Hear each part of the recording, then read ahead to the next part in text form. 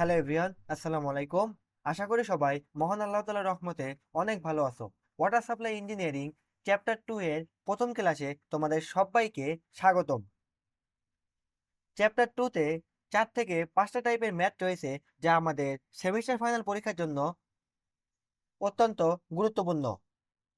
আজকে আমি তোমাদের গড় বৃদ্ধি পদ্ধতিটি নিয়ে আলোচনা করব এবং ম্যাথ করানোর ক্ষেত্রে যে বেসিকগুলো প্রয়োজন সেই বেসিকগুলো তোমাদের ক্লিয়ার করে দেবো ইনশাল্লাহ। আমি এই ক্লাসের ক্লাস নোটটি তোমাদের ডেসক্রিপশন বক্সে এবং ফার্স্ট কমেন্ট বক্সে দিয়ে দেব। তো চলো শুরু করা যাক। গড় বৃদ্ধি পদ্ধতি। গড় বৃদ্ধি পদ্ধতির যে সূত্র, আমাদের সূত্রটি হলো Pn equal to PP plus N into IM. আমাদের পি এনটা কি? পি এনটা হলো আমাদের ভবিষ্যৎ দশকের জনসংখ্যা। আমাদের ভবিষ্যতে যে জনসংখ্যাটা থাকবে সেটি হলো, ভবিষ্যৎ দশকের যে জনসংখ্যাটা বের করতে হবে সেটা হলো আমাদের পিএন এর মান, মানে ভবিষ্যতে। আর পিপিটা আমাদের কি? পিপিটা হলো আমাদের বর্তমান দশকের জনসংখ্যা। বর্তমান দশকের জনসংখ্যা মানে বর্তমান আমাদের যে জনসংখ্যাটি দেওয়া থাকবে। আর আইএমটা কি? আইএম হলো গড় বৃদ্ধি, আমাদের আমরা যে বৃদ্ধি বৃদ্ধি বের করব সেই বৃদ্ধির গড়। আর এন এর মানটা তোমাদের একটু বুঝতে হবে। এন এর মানটা একটু আমি ভালোভাবে তোমাদের বুঝিয়ে দিই, কারণ এন এর মান না বুঝলে তোমরা কেউ ঠিকভাবে অঙ্ক করতে পারবে না। এন এর মানটা আমাদের হবে প্রতি 10 বছরের জন্য আমাদের এন এর মান হবে 1। তাহলে 20 বছরের জন্য আমাদের এন এর মান কি হবে? 10 দ্বারা ভাগ করব, 20/10। আবার 30 বছরের জন্য আমাদের এন এর মান কত হবে? 3। অনুরূপভাবে 40 বছরের জন্য এন এর মান হবে 4। এখন যদি বলে আমাদের 55 বছরের জন্য আমাদের এন এর মান কত, তাহলে তখন ঐকিক নিয়মে করবো। ঐকিক নিয়মে কিভাবে করবে? এইভাবে তোমরা করবে যে 10 বছরের জন্য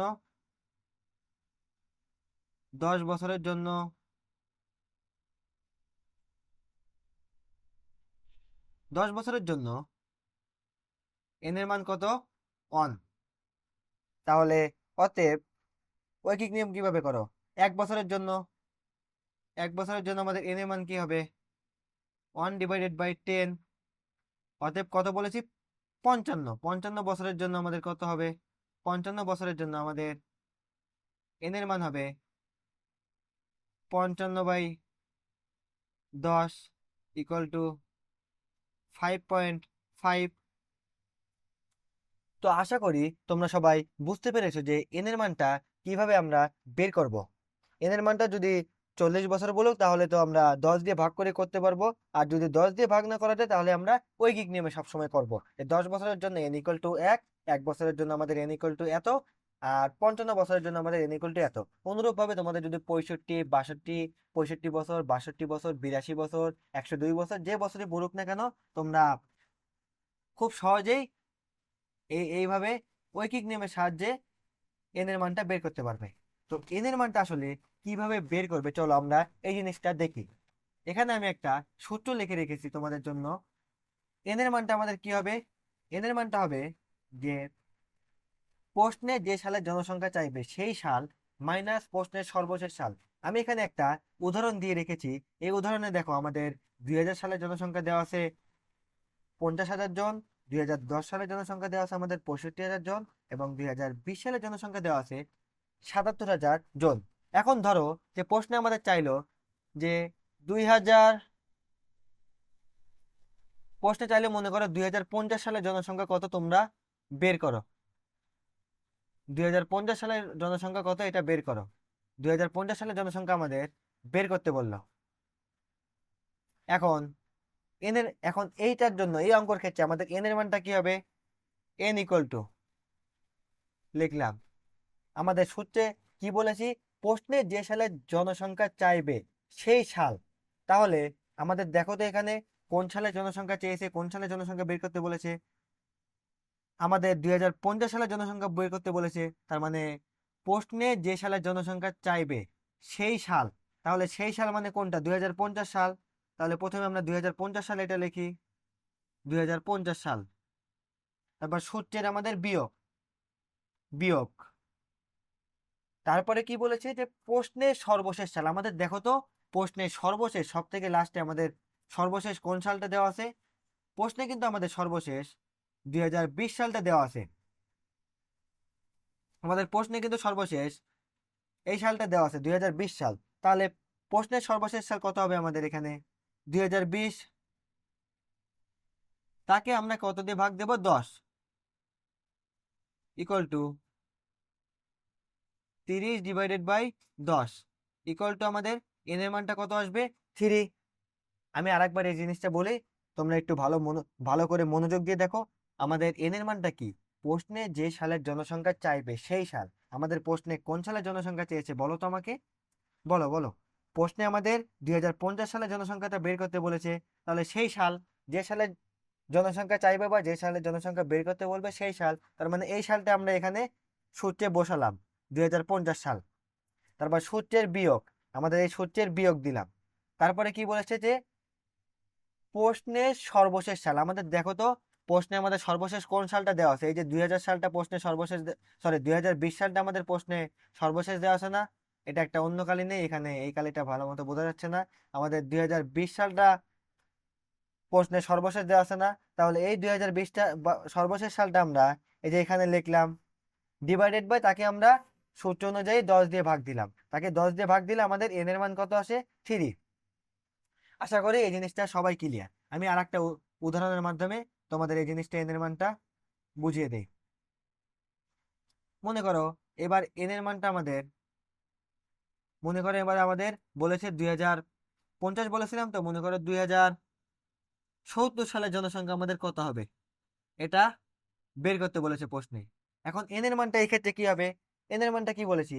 প্রশ্নে যে সালের জনসংখ্যা চাইবে সেই সাল। আমাদের প্রশ্নে কোন সালের জনসংখ্যা চেয়েছে বলো তো? প্রশ্নে আমাদের 2070 সালের জনসংখ্যা চেয়েছে, তাহলে সেই সালটা আমাদের এখানে বসিয়ে দিই সূত্রে 2070। তারপরে আমাদের সূত্রের মাইনাস, মাইনাস দেওয়ার পরে কি বলেছে?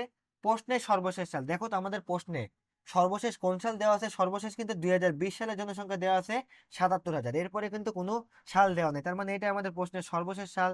তাহলে এই প্রশ্নের সর্বশেষ সালটা আমাদের এখানে সূত্রে বসিয়ে দেই, মাইনাস 2020 ডিভাইডেড বাই আমাদের এই সূত্রের 10টা নিচে এখানে বসিয়ে দেই।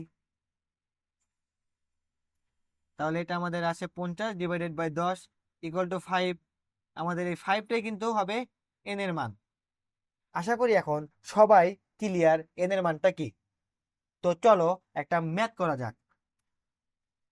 আমাদের এই ম্যাথটাতে বলেছে যে আদমশুমারির রিপোর্ট অনুযায়ী কোন শহরের বিগত 4টি দশকের জনসংখ্যা ছিল নিম্নরূপ।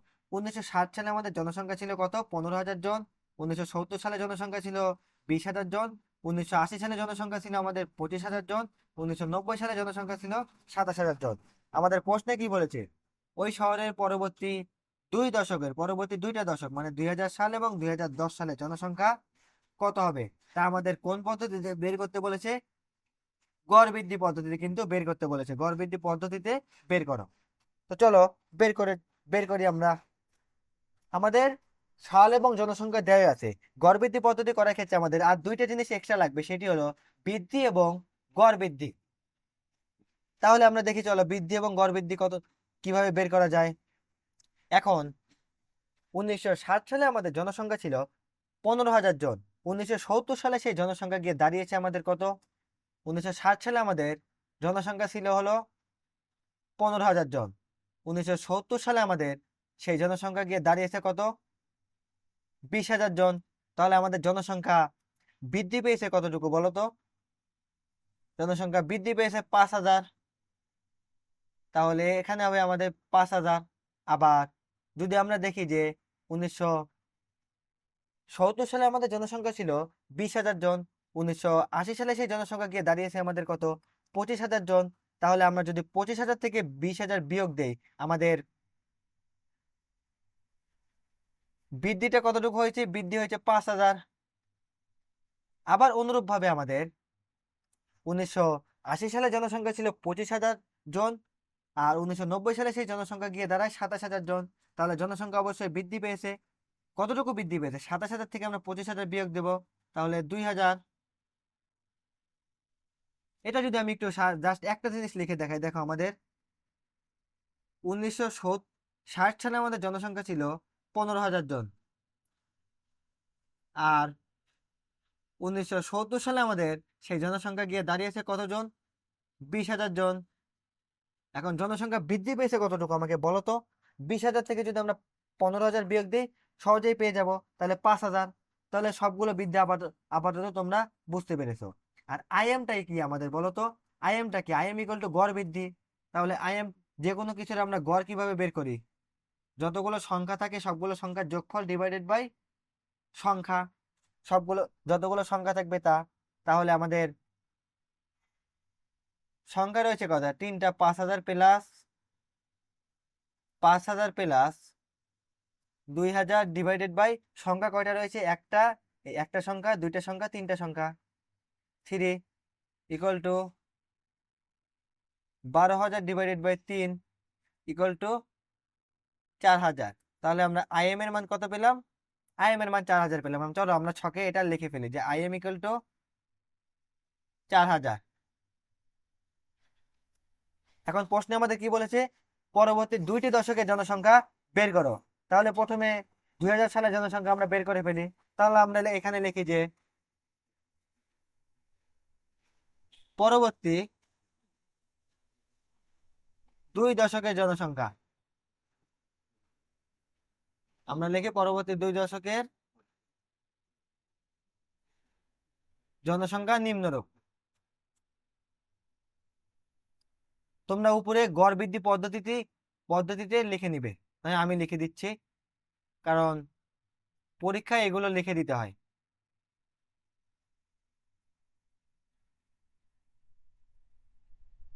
গড় বৃদ্ধি পদ্ধতিতে তাহলে গড় বৃদ্ধি পদ্ধতিতে আমরা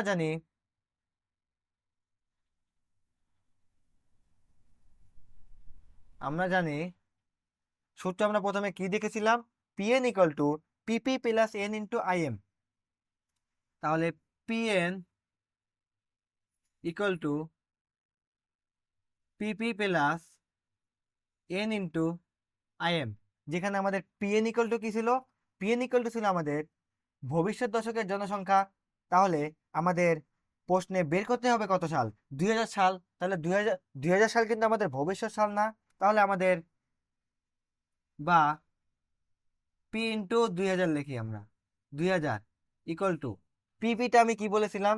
পিপিটা ইকুয়াল টু আমাদের বর্তমান দশকের জনসংখ্যা। তাহলে আমাদের প্রশ্নের দিকে যদি আমরা তাকাই তাহলে বর্তমান দশকের জনসংখ্যা কত ছিল? বর্তমান দশকের জনসংখ্যা কিন্তু আমাদের ছিল 27,000 জন। বর্তমান কি মানে 1990 সাল পর্যন্ত তো দেওয়া আছে, তার মানে এটাই বর্তমান। তাহলে বর্তমান দশকের জনসংখ্যাকে আমরা কি দিয়ে প্রকাশ করি? পিপি দিয়ে। তাহলে এটাই আমাদের পিপি এর মান। তাহলে পিপি এর মানটা আমরা চলো বসিয়ে ফেলি। পিপি এর মানটা কত? 27,000 প্লাস এন ইন্টু আইএম। এখন এন এর মানটা আমি এখানে দেখিয়ে দিই। এন ইকুয়াল টু আমি কি বলেছিলাম সূত্রে? প্রশ্নে যে সালে জনসংখ্যা চাইবে সেই মান। দেখো তো আমাদের প্রশ্নে কোন সালে জনসংখ্যা চেয়েছে? আমাদের প্রশ্নে কিন্তু চেয়েছে, এই যে এখানে দেখো আমাদের প্রশ্নে কিন্তু চেয়েছে 2000 সালের জনসংখ্যা এবং 2010 সালের জনসংখ্যা। তাহলে যেহেতু আমরা 2000 সালের জনসংখ্যা বের করতেছি, তাহলে প্রশ্নে যে সালে জনসংখ্যা চাইবে সেই সাল। তাহলে আমাদের সেই সাল কোন সাল? 2000 সাল। তাহলে আমরা 2000 সাল লিখে ফেলি। 2000 সাল সূত্রের বিয়োগ। তারপরে কি আমরা দেখেছিলাম যে প্রশ্নের সর্বশেষ সাল। দেখো তো প্রশ্নে আমাদের সর্বশেষ কোন সালটা দেওয়া আছে? আমাদের প্রশ্নে কিন্তু সর্বশেষ 1990 সালটা দেওয়া আছে। তাহলে এটাই আমাদের প্রশ্নের সর্বশেষ সাল হবে। তাহলে লিখে ফেলি আমরা 2000 minus 1990 divided by 10 equal to 10 divided by 10 equal to আমাদের এন এর মান কত আসবে? এন এর মান আসবে 1। তাহলে এন এর মান কত পেলাম আমরা? 1 গুণন আইএম এর মান কত পেয়েছিলাম আমরা? আইএম এর মান কিন্তু আমরা 4000 পেয়েছিলাম। তাহলে 4000 বা পি ইন্টু 2000 ইকুয়াল টু 27,000 এর সাথে যদি আমরা 4000 বিয়োগ করি, 27,000 এর সাথে যদি আমরা 4000 যোগ করি, তাহলে আমাদের অ্যান্সার আসবে 31,000 জন। 31,000 জন, এটা আমাদের একটা অ্যান্সার। আমাদের আর একটা কি বলেছিল যে পরবর্তী 2টা দশক আবার 2010 সালে জনসংখ্যা কত হবে তাও আমাদের বের করতে বলেছিল। তাহলে 2010 সাল মানে ভবিষ্যৎ। তাহলে এখন এটা আমাদের ভবিষ্যৎ দশকের জনসংখ্যাকে আমরা কি দিয়ে প্রকাশ করি? ভবিষ্যৎ দশকের জনসংখ্যাকে আমরা পিএন দিয়ে প্রকাশ করি। তাহলে এটা আমাদের এখন পিএন এর মান হয়ে যাবে। তাহলে আবার আমরা লিখি যে আমরা জানি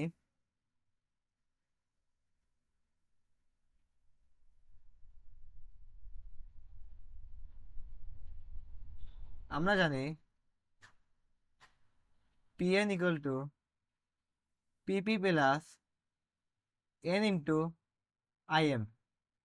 বা আমরা কত সালে জনসংখ্যা বের করব? আমরা কত সালে জনসংখ্যা বের করব? 2010 সালে। তাহলে বা পি ইন্টু 2010 ইকুয়াল টু, এখন পিপিটা কি? আমাদের পিপিটা কি? পিপিটা হলো বর্তমান দশকের জনসংখ্যা। এখন অনেকে বলতে পারে যে বর্তমান দশকের জনসংখ্যা বলতে আমরা এখন কোনটা নেব? 1990 নেব? না, 1990 নেব না। কিসের জন্য? কারণ দেখো তো, যে আমাদের 2010 সালে জনসংখ্যা বের করতেছি, তার আগের 2000 সালের জনসংখ্যা কি আমরা বের করেছি? হ্যাঁ, অবশ্যই বের করেছি। তাহলে 2000 সালের জনসংখ্যা যদি আমরা বের করে থাকি, তাহলে এটা এখন বর্তমান হয়ে গিয়েছে না? কারণ 2010 সালের জনসংখ্যা আমাদের বের করতে হবে। এখন তার আগে কিন্তু আমরা 2000 সালের জনসংখ্যা বের করেছি, তাহলে এটা অবশ্যই এখন বর্তমান হয়ে গিয়েছে। আর যদি 2000 সালে এই জনসংখ্যাটা বর্তমান হয়ে যায়, তাহলে এই মানটা আমাদের কি? এটা এখন আমাদের পিপি এর মান হয়ে গিয়েছে, বর্তমান দশকের জনসংখ্যা। তাহলে আমাদের পিপি এর মানটা কত পেলাম আমরা? 31,000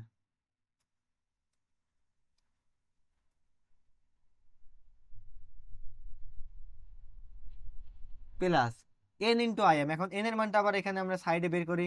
এন এর মানটা আমাদের কি বলেছিলাম? প্রশ্নে যে সালের জনসংখ্যা বের করতে চাইবে সেই সাল। আমাদের প্রশ্নে এখন কোন সালের জনসংখ্যা বের করতেছি? দেখো, আমরা কিন্তু এখন প্রশ্নে 2000 ভবিষ্যৎ জনসংখ্যা 2010 সালের জনসংখ্যা বের করতেছি। তাহলে সেই সাল কি হবে? 2010। 2010, তারপর সূত্রের মাইনাস, মাইনাস বর্তমান দশক, মাইনাস সর্বশেষ সাল। এখন অনেকে বলতে পারো যে ভাইয়া, এখানে তো আমাদের সর্বশেষ সাল প্রশ্নে দেওয়া আছে আমাদের 1990, এটা কেন আমরা নেব না? 1990 আমরা নেব না, কারণ এখানে কিন্তু আমরা সর্বশেষ সাল বলতে এখন কোনটা বুঝবো? আমরা 2010 সালের জনসংখ্যা বের করব। তার আগে কি আমরা 2000 সালের জনসংখ্যা বের করে নেই? হ্যাঁ, অবশ্যই আমরা 2000 সালের জনসংখ্যা বের করে নিয়েছি। তাহলে এটাই আমাদের সর্বশেষ সাল হয়ে গিয়েছে। আশা করি সবাই বুঝতে পেরেছে এবং ক্লিয়ার যে আমাদের আগে ছিল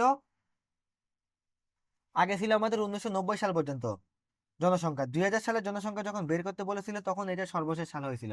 এখন যখন আমরা 2010 সালের জনসংখ্যা বের করতেছি, তখন তার আগে কিন্তু আমরা 2000 সালের জনসংখ্যা বের করে নিয়েছি। তাহলে এখন অবশ্যই এই 2000 সালের জনসংখ্যাটা হবে সর্বশেষ সাল।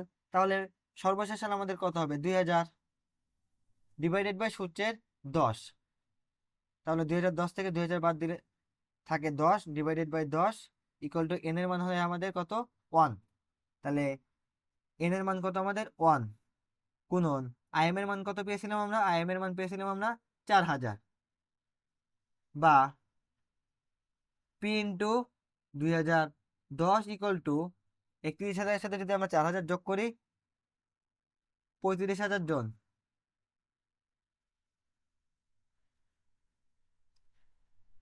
এটাই আমাদের অঙ্কের অ্যান্সার এবং আমাদের অঙ্কটা এখানেই শেষ।